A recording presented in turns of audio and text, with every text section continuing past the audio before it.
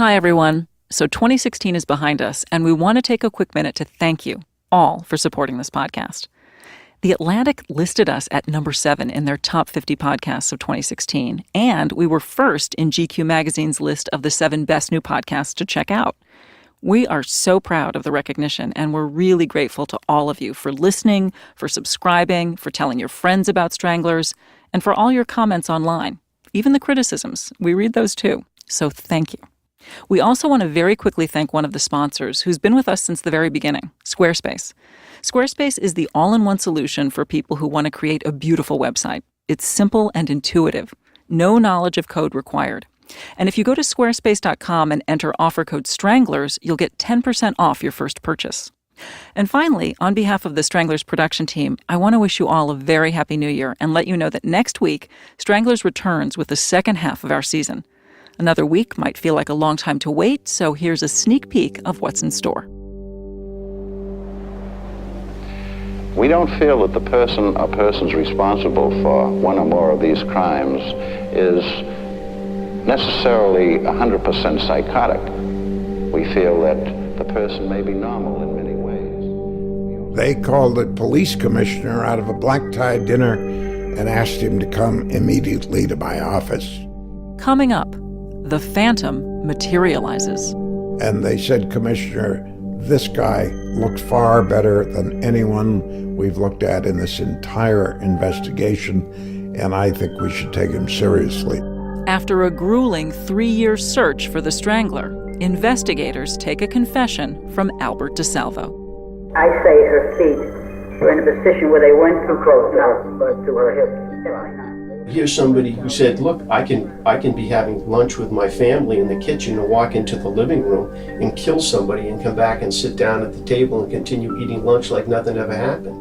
Look at the history of law against rape. I mean, up until the feminist movement, you had rape seen as this, insanity or deviance, and then actually, no, it's not at all. These guys are acting out of the drive for power. Everything built up inside me. Before you know it, I put my arm around her, and that was it. Went on from there.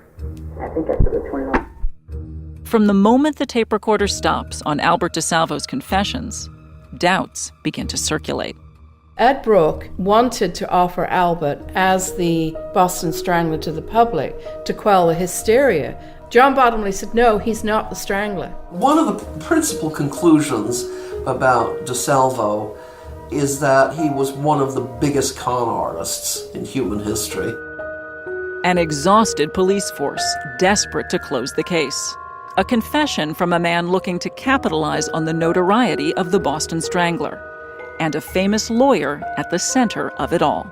Until he spoke to me, nothing was moving. I got things moving.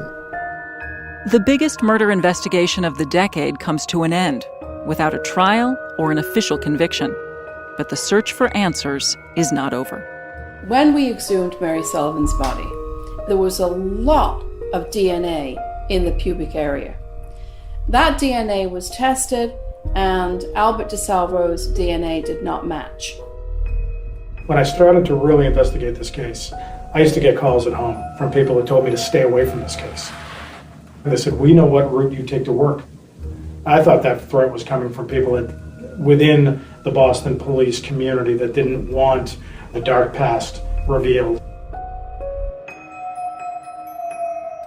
Over the next 6 episodes, we'll continue to tell the story of the Boston Strangler, and we'll follow it into one of its strangest chapters, a chapter that is still being written. It's a mystery, but it's a horrific mystery.